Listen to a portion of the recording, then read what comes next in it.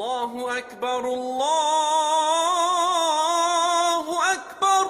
آئیے کتاب رحمت سورہ الکہف اٹھائیں۔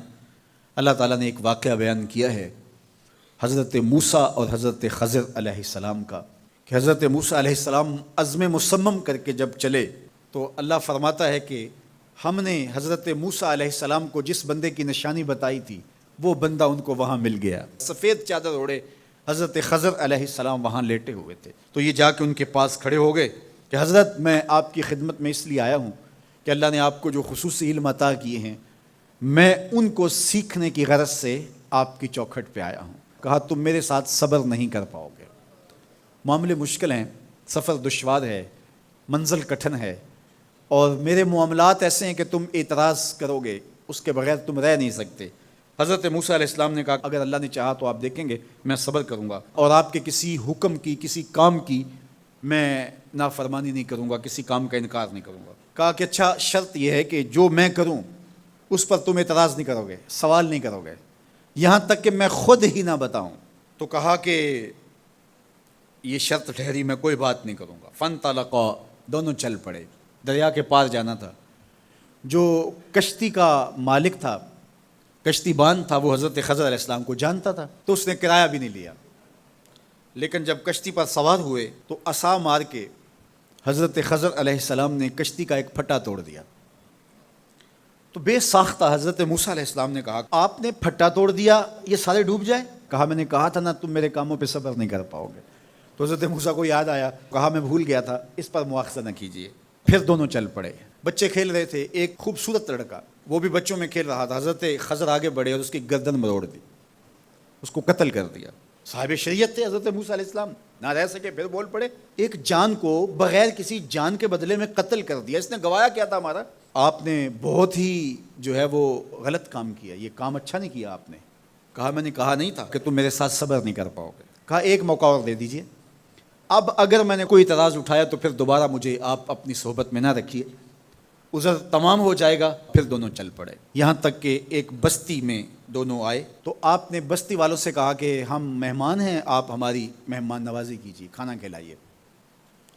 تو انہوں نے انکار کر دیا، کہا کہ ہم تو آپ کو بلایا نہیں ہے، آپ خود آئے ہیں، آپ اپنے کھانے کا خود انتظام کیجیے۔ گزر رہے تھے گلی سے تو ایک دیوار گرنا چاہ رہی تھی، تو جلدی سے اس دیوار کو مرمت کر دیا۔ کہا حضرت ہم اگر چاہتے تو اس پہ اجر لے سکتے تھے، انہوں نے ہمیں کھانا تک نہیں دیا اور ہم ان کی دیواریں سیدھی کر رہے ہیں۔ کہا اب تمہاری میری جدائی ہو گئی، تم نے یہ بھی اعتراض کر دیا۔ تو انہیں یاد آیا کہ وہ یہ بھی اعتراض ہو گیا، اب میں تمہیں بتاتا ہوں کہ یہ 3 کام میں نے کیوں کیے۔ اللہ اکبر۔ اب سنیے، قرآن ہمیں بتاتا ہے کہ ظاہری علم بھی ہوتا ہے لیکن کوئی باطنی علم بھی ہوتا ہے۔ کہا وہ پہلی بات کشتی والی سنو، یہ 2 مسکین بچوں کی کشتی تھی، ان کے گھر کا چولہا اس کی کمائی سے جلتا تھا۔ دریا کنارے کنارے ایک ظالم بادشاہ رہا تھا جو لوگوں کی کشتیاں چھین رہا تھا، ہم نے تھوڑا سا عیب لگا دیا، وہ ٹوٹی کشتی چھوڑ کے چلا گیا۔ اب وہ تھوڑے سے پیسے لگا کے کشتی مرمت کرا لیں گے، گھر کا چولہا جلتا رہے گا، بتاؤ اچھا کیا یا برا کیا؟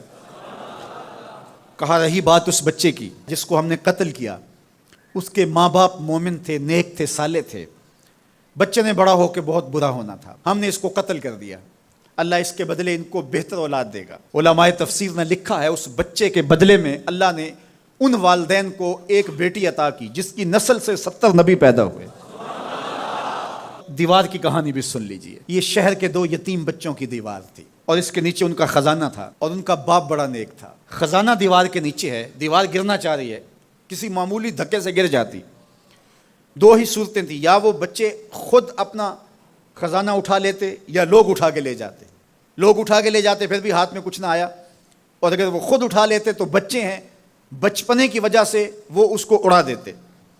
تو ہم نے اس کے اوپر دیوار کھڑی کر دی، جب تک وہ اس قابل نہیں ہو جاتے کہ یہ خزانہ نکال کے اس کو صحیح مصرف پہ لگا سکیں، اتنی دیر تک دیوار گرے گی نہیں۔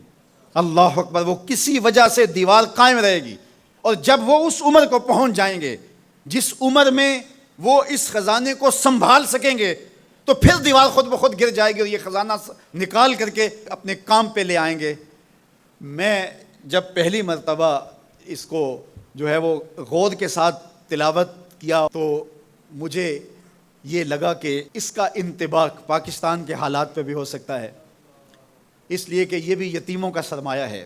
کتنے یتیم روتے بلکتے رہ گئے اور ان کے سر سے جو ہے وہ سائے اٹھ گئے اس وطن کے لیے. لیکن میرے مالک نے اس ملک کے خزانوں پر گہرے پہاڑ اور بڑی بڑی دیواریں کھڑی کر دی ہیں. جب تک یہ قوم بلوغت تک نہیں پہنچے گی اتنی دیر تک وہ خزانے ظاہر نہیں ہوں گے. اور جب یہ قوم اپنی بلوغت تک پہنچے گی، شعوری بلوغت، فکری بلوغت، علمی بلوغت، اور رب سے جو وعدہ کیا تھا پاکستان کا مطلب کیا، لا الہ الا اللہ، جب اس بلوغت تک یہ پہنچ جائے گی، اس وعدے کی تکمیل ہوگی، پھر رب دیوار ہٹا دے گا اور پاکستان کو اللہ اتنے خزانے دے گا اور پاکستان ایسا مالا مال ہوگا دنیا دیکھنے آئے گی انشاءاللہ. اس لیے رب نے دیواریں بنا کے رکھی. تمہارا باپ معین الدین چشتی بڑا نیک تھا، تمہارا باپ داتا گنج بخش علی حجویری بڑا نیک تھا، تمہارا باپ حضرت مجدد الف ثانی بڑا نیک تھا.